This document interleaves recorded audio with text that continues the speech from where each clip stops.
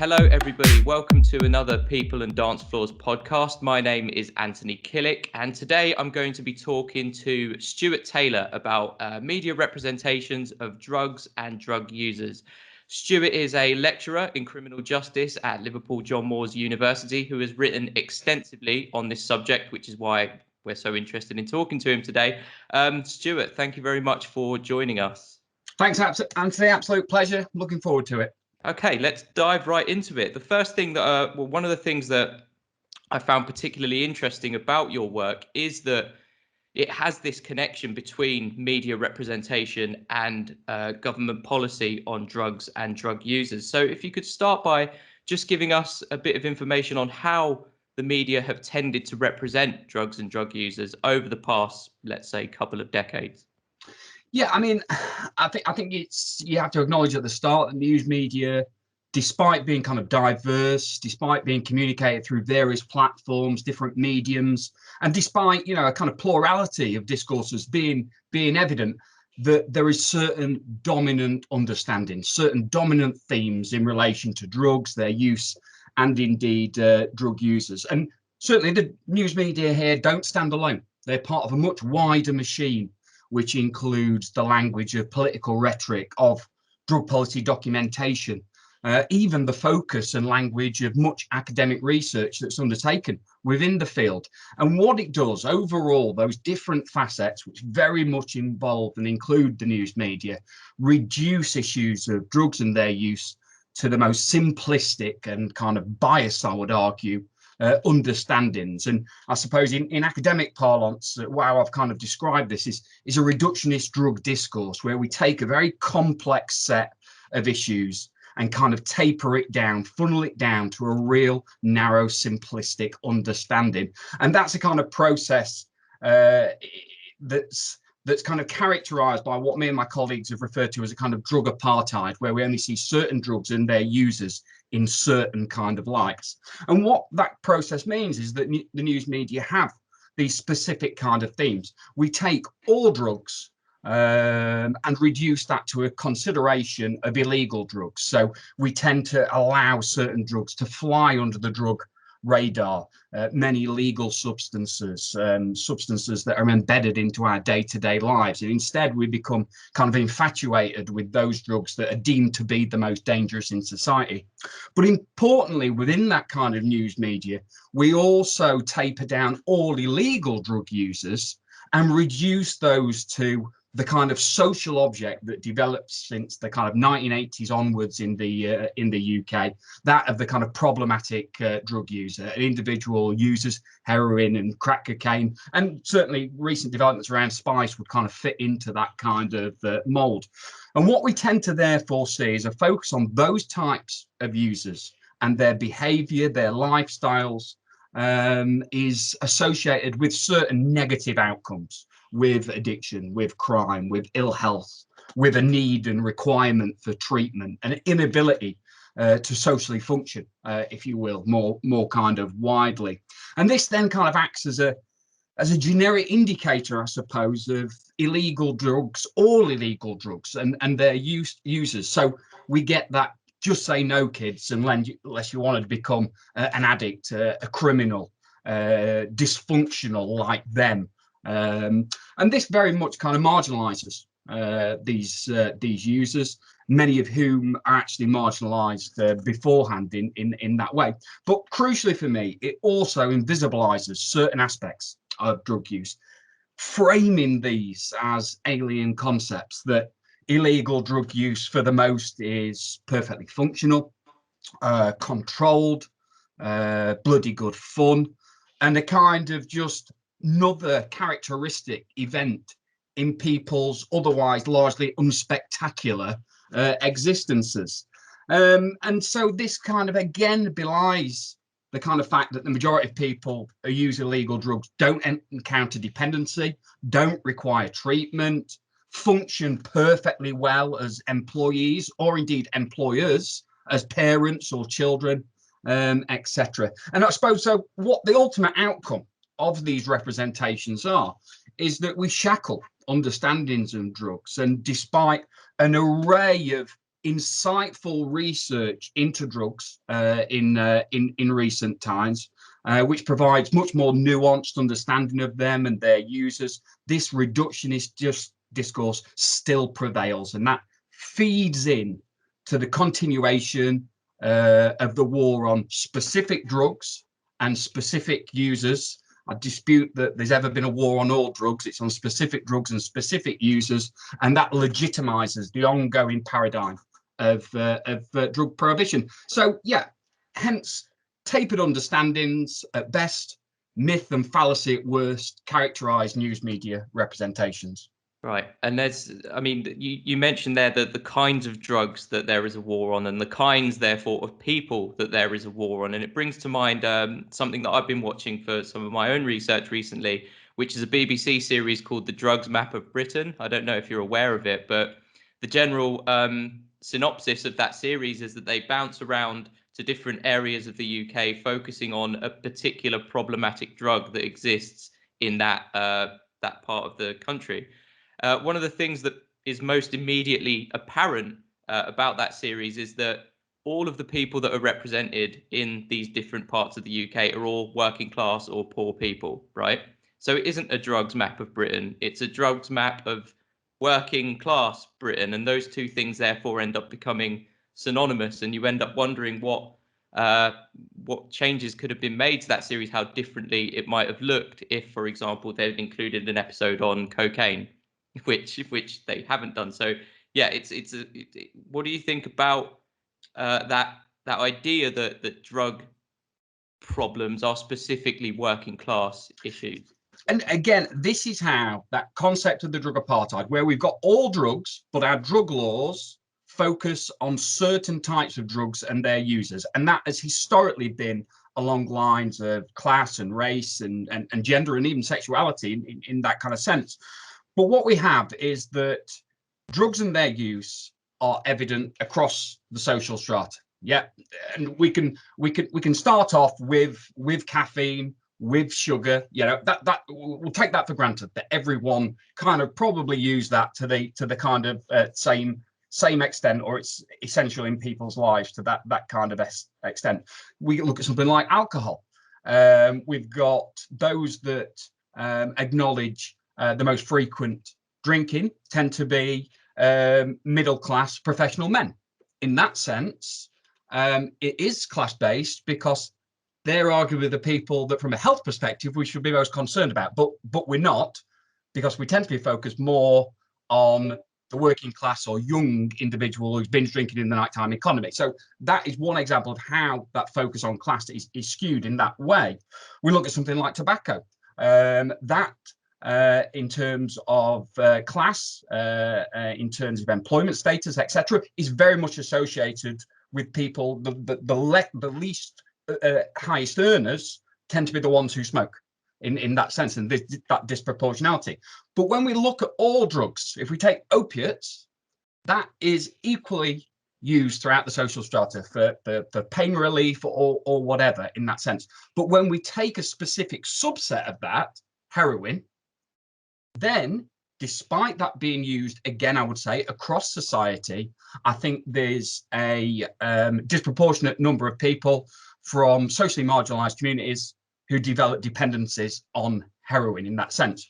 But that, in essence, is the drug apartheid. We don't look at all opiates. We don't look at the use of all opioids throughout society and those people who perhaps are dependent on prescription opiates in that sense, such as the explosion of this in the United kind of States. Instead, we take a specific subsection of that drug, heroin, and we associate it with a certain type of individual. And rather than questioning perhaps why disproportionate numbers of people from socially marginalized communities develop a dependency on heroin, we kind of frame it as characterizing their lives and their kind of lifestyle. So it very much fits in with what you've alluded to there, that association with certain groups consuming certain substances in certain ways, and that being seemingly symbolic of a wider morally problematic, dysfunctional lifestyle in that sense.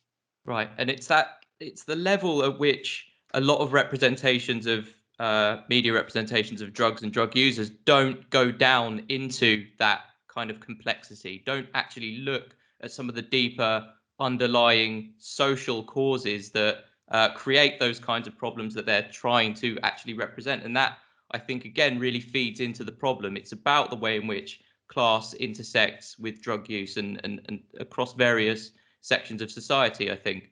But also, I think what we see here is that there is a connection, if you like, between media representations of drug use and the kinds of drug policies that are formulated within government and within other kind of legislative sections of society, if you like. Is there, or rather, what do you think? What kinds of connections do you think exist between media representations of drug use and drug policy itself? Yeah, I mean, I think the two are synonymous with each other. In simple terms, they mirror each other. I couldn't tell you for sure whether news media representation leads drug policy or drug policy leads media representations. The two very much mirror each other in that sense. First of all, they fail to recognise, as I've said, that full spectrum of substances as drugs. So drug policy focuses almost exclusively on illegal substances, and even within that, certain subsections of illegal substances. Secondly, since the 1990s in England and Wales, drug policy has funneled the war on drug markets to a war on drug users, but only those who are deemed seemingly problematic drug users, which again has close associations with notions of class and marginalisation and exclusion. And so drug policy, I'd say, whilst involving still both health and criminal justice kind of issues and agencies, has become more focused on and led by the criminal justice rather than health services in that sense. So resultantly, drug policy since 1998, in my view, can be characterised, it's had four objectives, and these fit nicely with the news media representations of the need for certain drugs to be banned and certain drug users as being kind of concerning. It's had four objectives. The first one, to stop drugs from being available. The second one, to stop demand for drugs, so to basically stop drug use. And the third and fourth ones are interlinked. They're to identify and to address the issues represented by problematic drug users. Now, I always think it's interesting that if you look at these four kind of pillars, if you like, that we've followed for 20 years, the existence of each of them shows and evidences the failure of the previous one. So we wouldn't need to try and discourage drug use if we actually stopped it from being available. We wouldn't then need to identify and address the behaviour of problematic drug users if we actually were successful in stopping people from using drugs. So two of the four main objectives of drug policy since 1998, I would say, are unachievable. Drug prohibition shows us it's historically impossible to stop people wanting drugs and for those drugs to be available. So in essence, what drug policy has attempted to do on a realistic level for 20 odd years in England and Wales is to identify and address the problems of those users of heroin and crack cocaine who are seen as criminal in that way. And actually, this has been the key focus of news media representations, but also policy. And it's seemingly on the surface achievable. People can buy into this. There's 300,000 problematic heroin and crack cocaine users in this country. If we can identify them, round them up, then if we're to believe the statistics put to us by the government, we can probably wipe out half of all crime in society and respond to it in that way.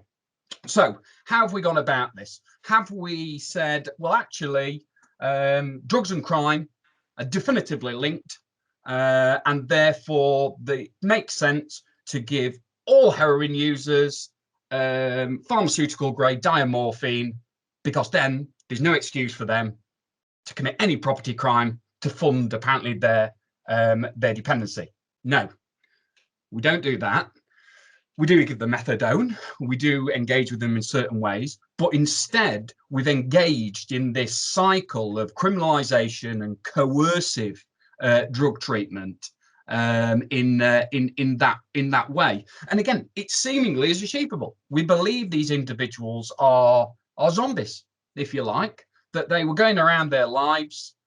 Drugs have kind of hit them from nowhere, and then suddenly they've gone on to commit crime. And so let's get these individuals into treatment and therefore get them off the drugs, and suddenly crime will disappear. Ridiculously simplistic understanding of the situation, but it's one of those trends that drugs equals crime that's evident in news media and policy, that there's a need to treatment, that treatment is the holy grail in that kind of thing. So again, the two being very much kind of synonymous, if you like, in that way. And you know what?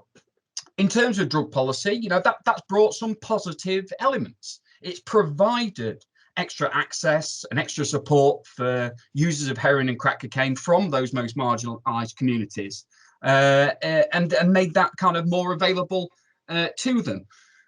The only problem with this is that it's kind of cemented the stereotype of the problematic drug user, and cemented that in relation to issues of class and communities. And it's also resulted in some very unhelpful developments, I think. So whilst we've developed treatment services and extended them and arguably made them more professional within the criminal justice system, that's not been mirrored in the community. Okay, which I think is self-defeating. You know, why have enhanced services in the criminal justice system when you can hopefully engage people earlier trajectory in their drug use in the community in the first kind of instance, and nip that issue in the bud, if you will, in that thing. But also because the focus of the criminal justice system has been on that 300,000 problematic users, just the same as the news media focuses on in that sense, we've largely ignored the widest body of drug users, and perhaps the needs that they have, those that are seemingly non-problematic or framed as such. And those kind of drug services have been reduced to the point of elimination in terms of the community. And drug services more widely in the community have been underfunded and struggling in that kind of way, which is important because criminal justice referrals to treatment only make up 13% of all referrals. So, but they're dominating in that way. And, you know, questionably, drug treatment services have tailored themselves to be more adept to the needs of the criminal needy rather than the healthy needy, as kind of Jerry Stimson wrote about some kind of time ago. So we ignore the majority in both representations, but also drug policy in that sense. But even amongst those 300,000 problematic drug users, we fail to acknowledge the role, as you've kind of mentioned earlier, around the role of structural social issues in their drug use. Dependency to opiates, is it evident throughout the social strata? Yes. Is dependency on heroin evident throughout the social strata? Yes. Is dependency on heroin greatest amongst those from marginalized communities? I would argue yes, it is. But we fail to appreciate the wider reasons for that, those social structural issues, which are disproportionate related to dependency. Instead, we, using those dual themes of media representations of policy, identify, criminalize, coercively treat, fingers crossed, oh no, it's just going to all repeat itself in a vicious cycle. Yeah, I think one of the ways I've tended to think about this is that you see kind of simplified representations of, for example, what Liviu Alexandrescu has called spice zombies standing in the street. So that's pictures of people who are clearly heavily intoxicated and clearly like homeless, or at the very least down on their luck, to say the least.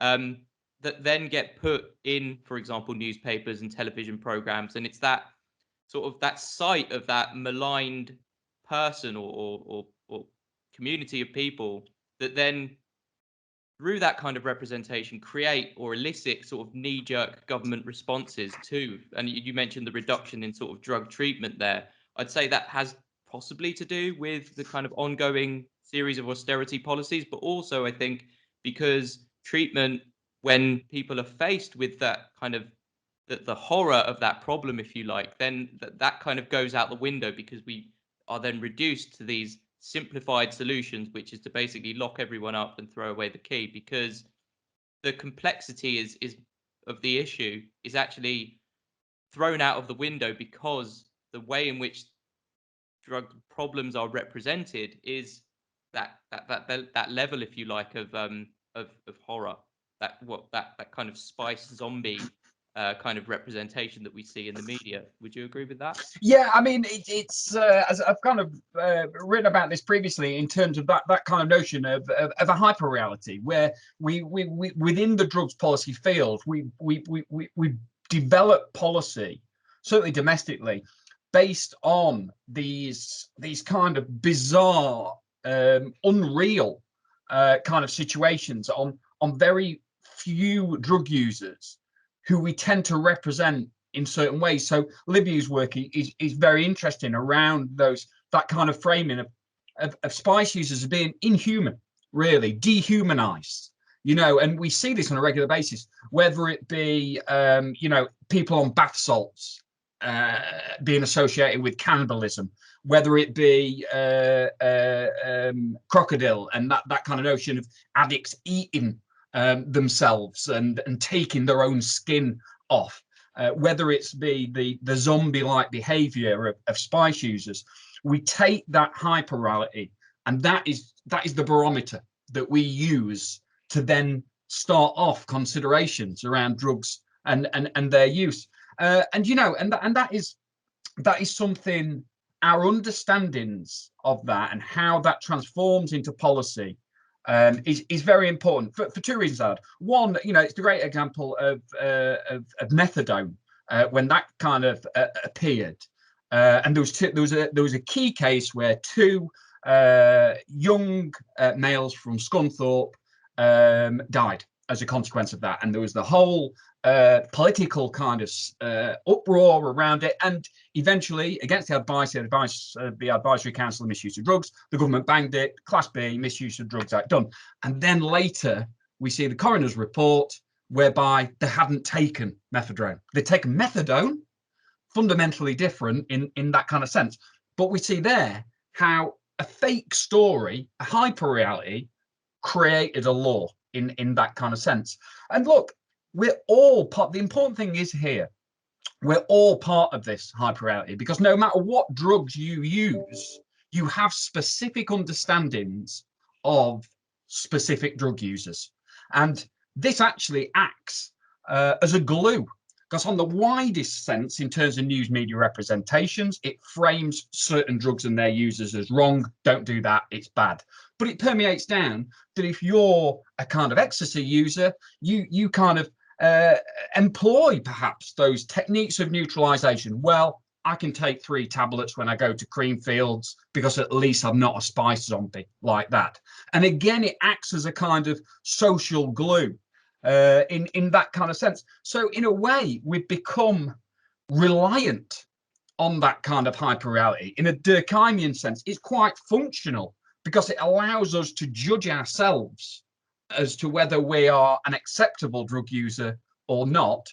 But as you say, it permeates all the way through in terms of what drug users are, what their needs are, how we approach treatment, and indeed how we approach them as actual human or dehumanized entities. And one of the things we're beginning to approach here, I think, in the conversation is this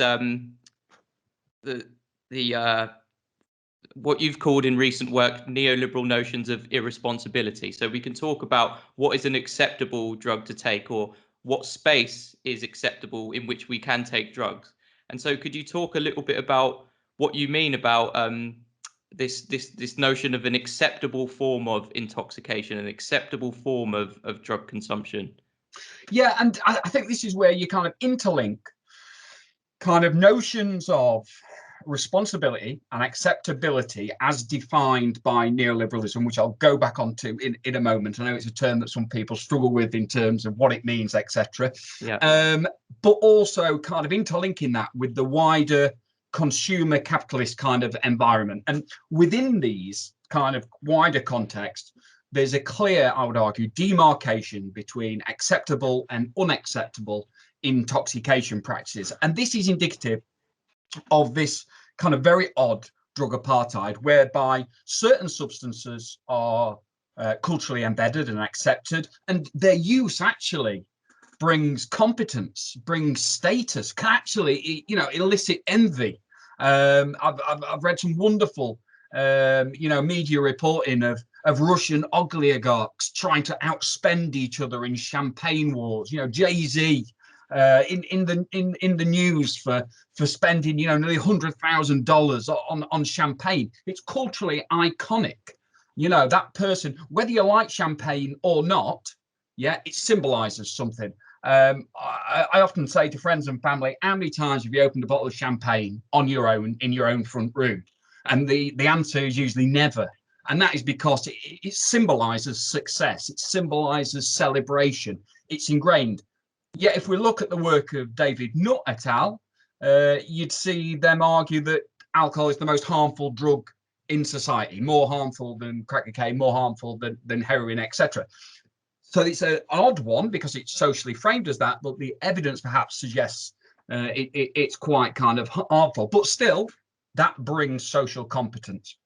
On the other side, we've got drugs that encourage or ensure social marginalization, and are kind of clearly marked as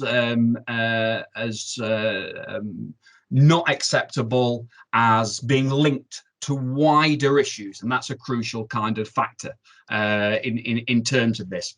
And certainly who uses these drugs is essential. It's very important in terms of then characterizing whether their use is acceptable or not. So on the one side we have people pride themselves in their drug use. We're living in a middle class desire for authentic artisan products. People get their Christmas stockings full if they're a gin connoisseur of specific artifacts, to craft ale enthusiast, a Cuban cigar aficionado. But illegal drug users aren't construed along such lines, which is perhaps a shame for certain people because they could take great pride in their illegal drug use, etc. But it's also this kind of concern that certain drug use is associated with a wider pattern of behavior and a particular kind of position in society, which we've alluded to in terms of social class earlier on. And I think, it's not just illegal drugs here. It can be the use of legal drugs as well. There's actually a bit of a kind of blurring between legal and illegality based on notions of what is acceptable and what is not in that sense. So, in alcohol policy is a really good example here. If you look at the 2012, it's the most recent alcohol policy in terms of England and Wales, there's a real focus on binge drinkers. Half of the key objectives focus on binge drinkers, who are represented as a threat to us, the non-binge drinking Neanderthal. City centres are kind of painted as no-go areas, and we're kind of sold that this is all based on individual responsibility, that these individuals are drinking far too much, losing control and acting in antisocial, violent kind of ways, rather than actually saying, well, look, let's look at these synthetic spaces that represent the nighttime economy. Let's look at the practices of the alcohol industry, etc., and actually see how they're being held to account for these behaviors. Really poignant time at the moment for issues of crime and criminal justice. The aftermath of Sarah Everard has kind of brought proposals from government, for undercover police officers to be placed in bars and pubs and clubs to identify predatory or suspicious kind of characters. It's just a ridiculous response, because sexual violence is embedded, accommodated, and even commodified in the nighttime economy, with the role of alcohol and its use kind of embedded within it. So first of all, we have something like the binge drinker, who's held account for their actions and vilified in that kind of sense.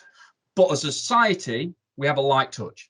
Drink responsibly, gamble responsibly, versus the free market liberalization of something like that. And it's the same with illegal drugs, whereby addiction has become the kind of dominant lens through which we view these kind of substances. And this is pretty bizarre, because addiction within the consumerist society should be the pinnacle of consumerism. The addict dependent on a product is the kind of consumer par excellence in that kind of thing. And look, we look at how the world works, how industry and businesses work. We know that in a lot of industries, 80% of what businesses sell goes to 20% of their consumers. So we require certain consumers who consume a lot in that sense. But dependency on substances has no place in neoliberal society. Neoliberal society being that notion that everyone contributes, everyone has a use, has a purpose, is in charge of their kind of own kind of destinies. So addiction, seemingly, while sitting well with consumerism, actually indicates a wrongdoing within it, because the individual consumer has not engaged in an appropriate manner in two senses. One, they've chosen the wrong drug. Yeah, it's illegal. You shouldn't be taking that. How can you when we've got this wonderful array of legal drugs? Number two, you've not been able to kind of control that illegal drug use, and therefore you've become the fallen. You've become an addict. You're living a failed existence because you can't do anything but consume the substance. You're not productive. You're dependent on welfare, on treatment services, on methadone, etc. So when you're not producing or being a productive citizen, you're seen in that way as a double failure. And I suppose that links with what Zygmunt Bauman has kind of said, that these individuals are the kind of collateral casualties of consumption. They're a spectacle. They're a burning effigy in the sense of we frame addiction, news media, drugs policy, mirror each other as a kind of warning to us all. Yeah, this is a life failed. This is not the life you wish. So make sure if you consume substances, you stick to the very kind of definitive boundaries and parameters of acceptable consumption practices. Right, because of course the neoliberal subject, as you've kind of alluded to, is someone who is productive, who is resilient, for want of a better word, and who can actually bounce back from any kind of problems they may face. However, socially embedded those problems are, it's up to the individual to be able to get around it themselves, isn't it? And then as the media continues to represent people who cannot do this, we are invited to cast our disdain on those particular people. But actually that just enforces a significant amount of pressure on us, the viewer, to again fall into line when it comes to these kinds of consumption practices. Even though we might want to go out and experiment and do other things, it's that representation that keeps us, if you like, from doing so, I think. Yeah, and we've built upon that. We've used these kind of burning effigies as, firstly, a kind of a way to de-responsibilize the state. Yeah, that these individuals have had all the chances, all the choices that all of us have, and they failed. Yeah, and now living a failed life, and they're examples to us all not to act in that way. But at the same time, we profit from them. We've developed wonderful, wonderfully masochistic, fly on the wall documentaries. Celebrity Rehab with Dr. Drew. Jeremy Kyle made a kind of a selling point around this wonderful article from Amanda Atkinson, Harry Sumnall, which looks at that kind of frames, the individuals completely failing and then coming to Jeremy Kyle for redemption, for a final shot at kind of savior. And this it's something I'm increasingly interested in how, with the reduction of drug services that are state funded and the availability of them and enhanced waiting times, that void is being replaced by private drug treatment. Yeah. And within that, it's sold even more as luxury, as a cultural experience. If we hear a celebrity is going to the Priory, we don't go, what's the Priory? It's akin to going for a McDonald's, and their PR manager is aware of that. It's the first step to that individual achieving redemption. And we're seemingly moving to a point whereby less and less people can access treatment, and therefore, arguably, redemption is out of touch.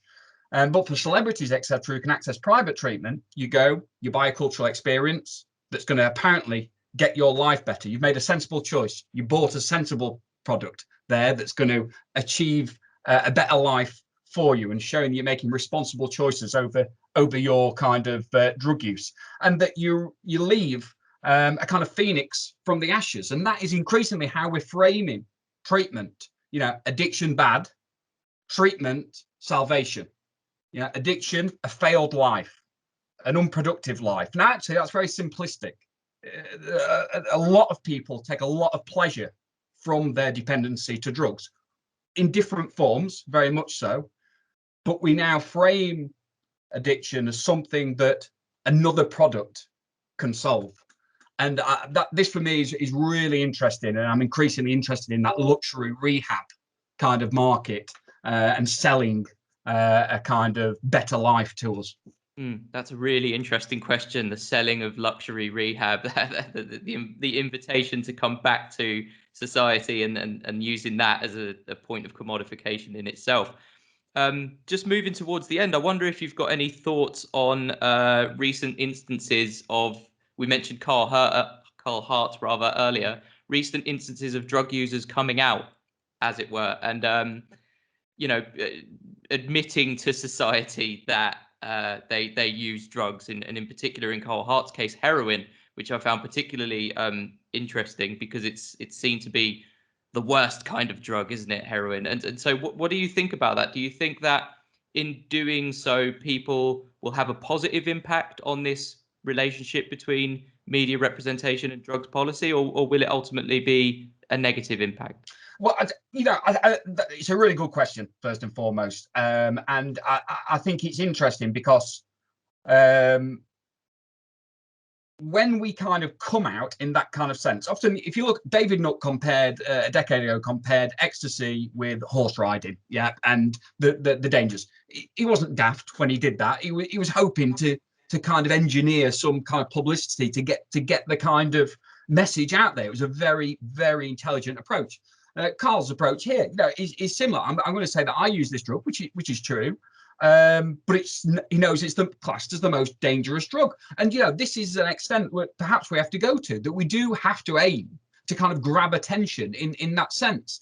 I think what Carl did was important, and I don't want to sound condescending, but it was brave in that sense. And but I say that more because the reaction of people. I've wrote elsewhere that it's not just drug users who are othered, but actually those who come out and speak about drug policy or speak about drugs differentially are othered themselves. There's a kind of vitriolic reaction to people who question the status quo. That could be, at the University of Sheffield, providing students with advice about how to inject safely. Don't inject alone. Very sensible advice. But the reaction absolutely kind of intense about that, and they had to remove that.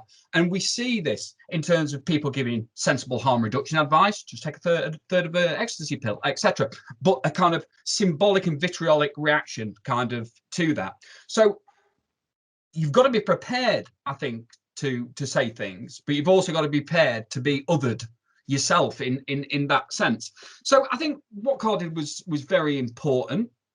And crucial to an extent, because really the research that we know exists that shows that this isn't a surprise. People take heroin, middle-class people with professional careers take heroin on a recreational kind of basis. Some might be independent in that sense. We've got studies exploring the controlled use of heroin amongst different individuals. We know it exists.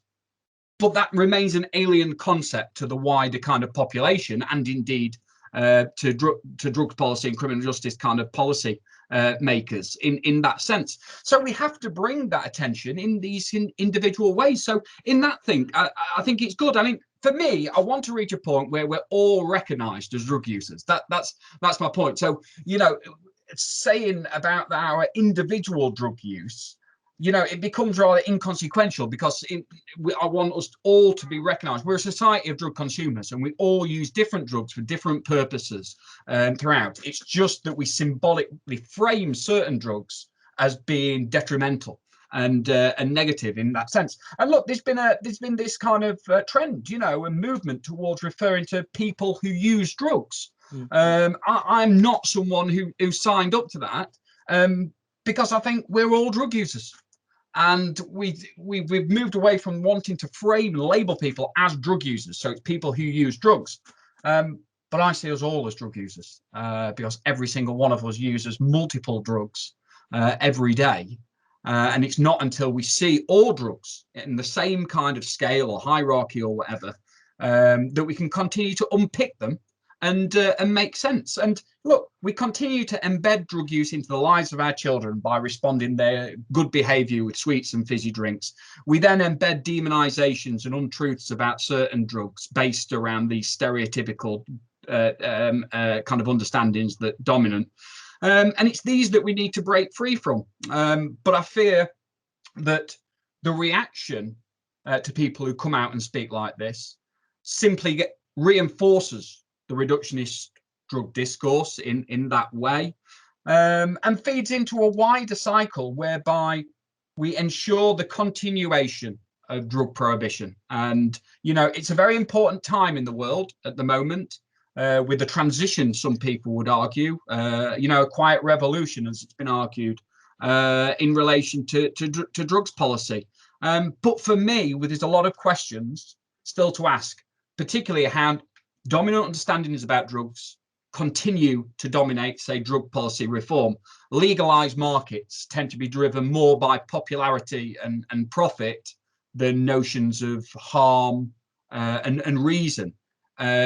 Decriminalization policies are being judged through the lens of prohibition, whereby we see them as successful if drug use rates haven't gone up, or if more people are in treatment, or if less people have got AIDS or HIV or bloodborne diseases.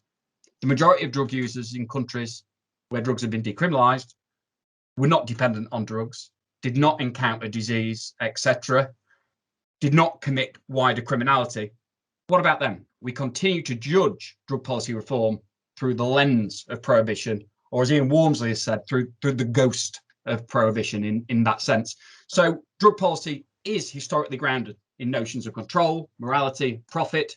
I see little evidence that is changing, but something at least Carl there has made a definitive point, which I think is a powerful one. Right.